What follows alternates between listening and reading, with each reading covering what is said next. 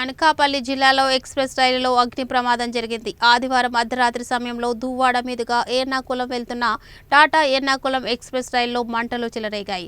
ఎక్స్ప్రెస్లో pantry car పక్కనే ఉన్న B1 M2 ఏసీ బోగిలో మంటలు అంటుకున్నాయి. ఆ వెంటనే లోకో పైలట్లు ఈ విషయాన్ని గుర్తించి ఎలమంచిలి సమీపంలోని ఒక పాయింట్ దగ్గర ఎక్స్ప్రెస్ రైలు నిలిపివేశారు.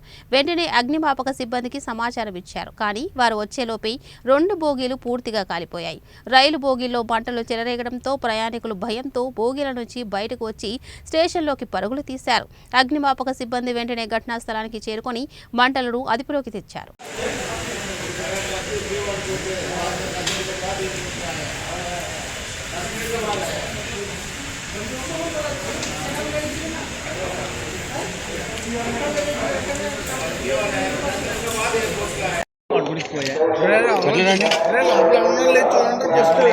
B1 M2 2 బోగిలు తగలడిపోతున్నాయి.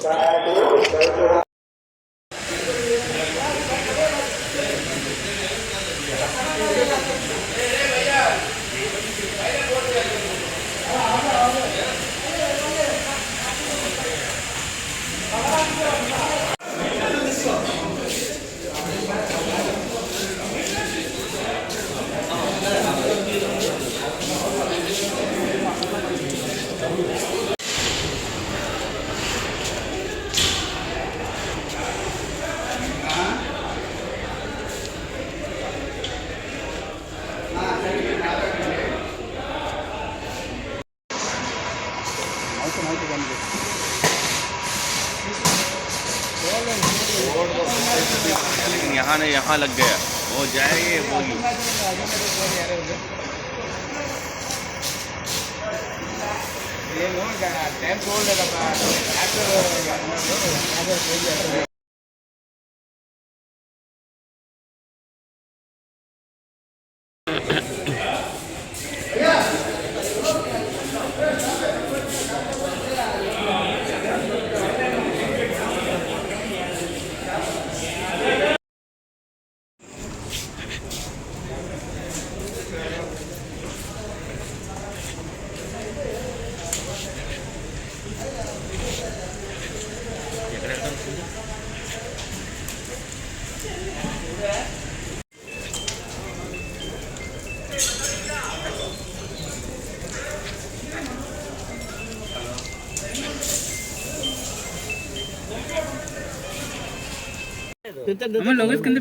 రోజు 29th డిసెంబర్ కింద పెట్టండి ఎలమంచలి స్టేషన్ లో train number 18189 Tata Nagar to Ernakulam వెళ్ళే ఎర్నాకుళం ఎక్స్ప్రెస్ లో బ్రేక్ వేసినప్పుడు ప్రెషర్ లో డిఫరెన్స్ వస్తుంది అని ట్రైన్ ఇంజిన్